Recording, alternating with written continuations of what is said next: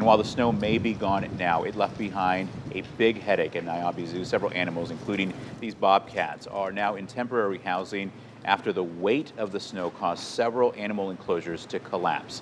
Tonight, Shelby Kluver takes us inside the zoo, where the big question now is what's next. It's a News 8 exclusive tonight at 5.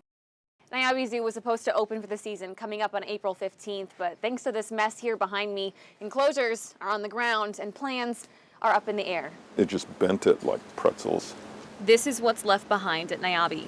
After about 25 inches of wet, heavy snow fell in just a few days, nearly 9 tons of extra weight built up on top of the animal enclosures. And eventually, it all came crashing down. They just bent the steel and started to pull the steel out from the walls of the building. Now, thankfully, Niabi's director, Lee Jackson, says no animals were injured. They were all inside, safely waiting out the storm. But outside, it's a different story. What did you feel when you walked up and saw this for the first time? I think for like 2 seconds it was disbelief. Then, oh sh**. You can see it in the big cat enclosures, where twisted steel and broken roofs now lay scattered on the ground. That damage also bending steel in the Palace Cat exhibit and ripping apart Niabi's carousel. Nearby, the lorikeet enclosure is a total loss, while the homes for the zoo's giraffe, big cats, and red wolves now have cracking foundations and walls. When the mesh was pulled by the snow and compressed down, it pulled on the walls of the building. So it started to separate the interior walls and pull apart some of the block that make up this building. So that's also something, besides the yards, we're gonna have to repair the building as well.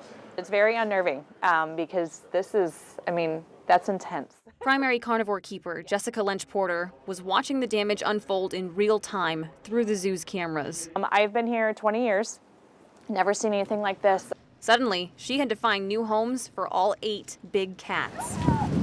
These bobcat brothers, for example, now living in the Binturong enclosure. Our biggest priority here is them, so we make sure that they're safe no matter what. Niabi says insurance will help cover some of the damage, but not very much. And there's only a handful of businesses that even make zoo enclosures. So rebuilding is going to take some time. It's going to take significant support from our Niabi Zoo community to help us get through this. Now, an April 15th opening date is up in the air, while the zoo waits to hear what exhibits can be repaired and what might need permanent replacing. As far as I can tell, nothing like this has happened in the history of Niabi Zoo. So this is kind of a hopefully once in a lifetime sort of issue. But we're working through it. In Coal Valley, Shelby Kluver, WQAD News 8. Wow, and Niabi says it's all thanks to its dedicated staff that all the animals remain safe and healthy.